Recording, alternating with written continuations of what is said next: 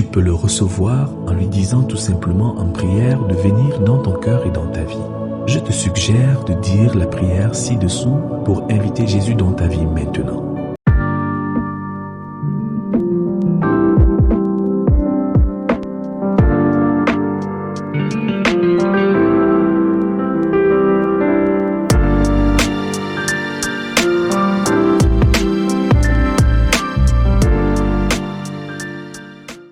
Fais la prière suivante et Jésus viendra dans ton cœur. Seigneur Jésus, moi, monsieur, mademoiselle, madame, docteur, révérend, élage, etc., j'ai personnellement péché contre toi dans mes pensées, mes paroles et mes actes. Il n'y a rien que je puisse faire de moi-même pour ôter mon péché. Je mérite d'aller en enfer, mais tu es mort pour qu'un pécheur désemparé comme moi puisse être pardonné. Je m'abandonne complètement à toi sans rien retenir. Enlève tous mes péchés et viens demeurer dans mon cœur par ton Saint-Esprit comme mon propre Sauveur et Seigneur et fais de ma vie ce que tu veux. Je te suivrai à n'importe quel prix. Merci d'exaucer ma prière et de venir dans mon cœur. Amen. Si tu as fait sincèrement cette prière ou ta propre prière, Jésus est tout de suite venu demeurer dans ton cœur par son Saint-Esprit. Les choses suivantes et bien d'autres se réaliseront immédiatement dans ta vie. Écoute les questions suivantes et réponds-y. 1. Puisque Christ est mort sur la croix pour tous les pécheurs sont-ils automatiquement pardonnés, sauvés? 2.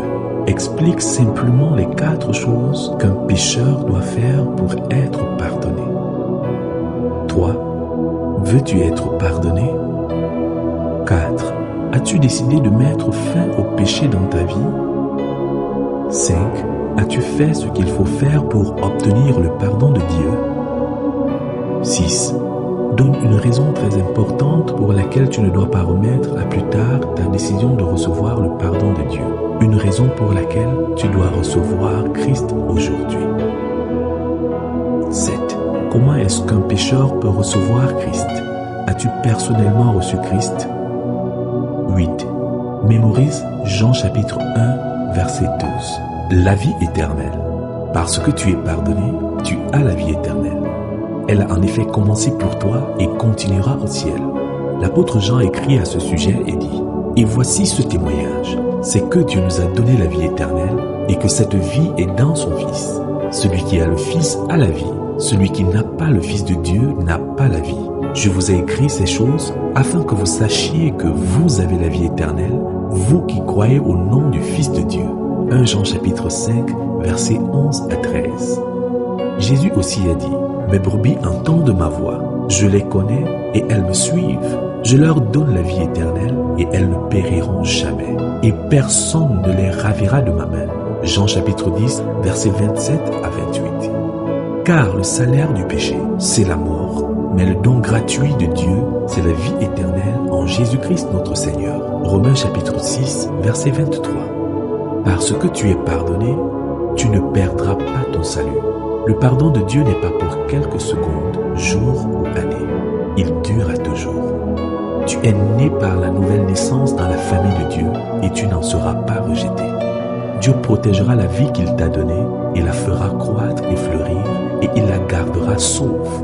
Jésus dit: « Mes brebis entendent ma voix, je les connais et elles me suivent.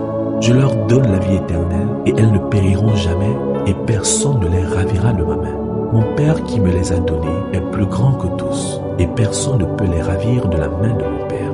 Moi et le Père, nous sommes un. » Jean chapitre 10, versets 27 à 30. Tu as donc une triple sécurité: le Saint-Esprit en toi, la main de Jésus autour de toi et la main de Dieu le Père autour de celle de Jésus. Quelle sécurité!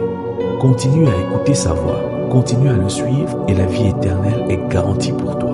N'abuse pas de cette garantie en retournant dans tes voies pécheresses. Tu es devenu une nouvelle créature en Christ, que ta manière de vivre le reflète. Récemment, j'ai acheté une voiture.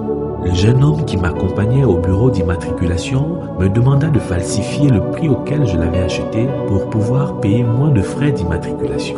Je lui répondis que pareil acte était mauvais. Il répondit que je ne tromperais personne excepté le gouvernement, mais que tout le monde trompait le gouvernement quand cela pouvait se faire sans risque. Finalement, je lui dis que même si tout le monde agissait ainsi, cela n'en faisait pas un acte juste et que moi, je n'allais pas suivre ce chemin. Alors il me dit, vous êtes le plus grand imbécile que j'ai rencontré dans ce pays. Un sot qui veut jeter l'argent par la fenêtre. C'est là un aspect du fait d'être une nouvelle créature en Christ avec une vie éternelle sécurisée, à savoir être honnête en tout temps, même si cela signifie que nous serons appelés les plus grands imbéciles. Sois prêt à être un insensé pour Christ.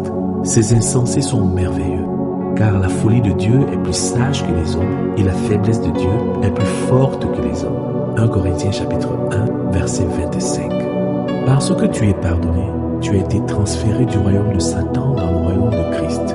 Colossiens chapitre 1, verset 14. Tu es maintenant un citoyen des cieux.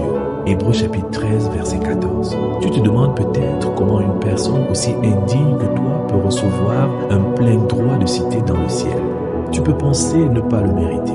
Tu as raison de constater ton indignité et de penser que tu ne le mérites pas. Cependant, ton état actuel en tant que pécheur pardonné fait de toi un citoyen du ciel. Je vais l'illustrer par une histoire vraie. Il y a bien des années, durant l'ère coloniale, quand tout blanc était un dignitaire, un important match de football devait se dérouler à Kampala. Toutes les personnalités y étaient invitées. Un missionnaire considéré comme un dignitaire blanc reçut un billet spécial pour ce match. Mais, étant très occupé, il donna son billet à un de ses maîtres d'école primaire pour qu'il aille à sa place. Quand le maître arriva au stade, au vu de sa modeste apparence, on lui demanda de s'en aller. Quand il insista, disant qu'il avait un billet, on lui demanda de se rendre à la tribune populaire où se tenaient ceux qui avaient les billets les moins chers. Pendant qu'il s'y dirigeait vers cette tribune, il rencontra un autre policier qui ne regarda pas ses habits, mais son billet. Réalisant que c'était un billet spécial, il lui dit « Votre place est là-bas sur cette tribune confortable. » Votre billet l'indique. Ainsi cet homme d'apparence modeste se rendit à cette tribune.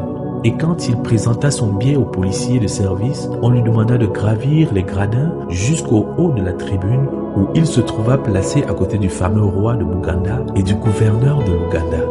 De par lui-même, il ne méritait rien, mais grâce au billet qu'il reçut, sans l'avoir mérité, il put occuper une place du plus grand honneur. Au moment où tu reçois Jésus-Christ comme ton sauveur personnel, quoique tu ne mérites rien par toi-même, Dieu te confère une grandeur spirituelle.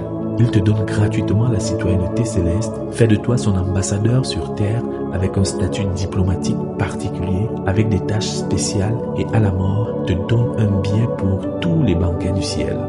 Tous ces honneurs sont tiens à cause de ta relation spéciale avec Jésus-Christ.